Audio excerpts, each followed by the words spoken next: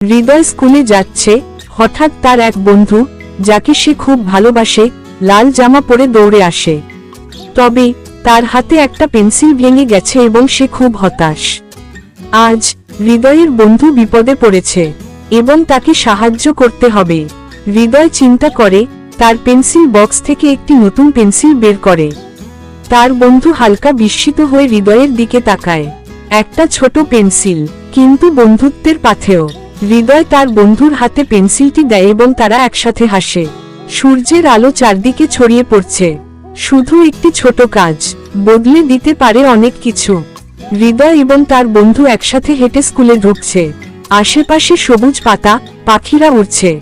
ভালোবাসা এবং সাহায্য বন্ধুত্ব তৈরি করে। হৃদয় এবং তার বন্ধু স্কুল শেষে বাড়ি ফিরছে।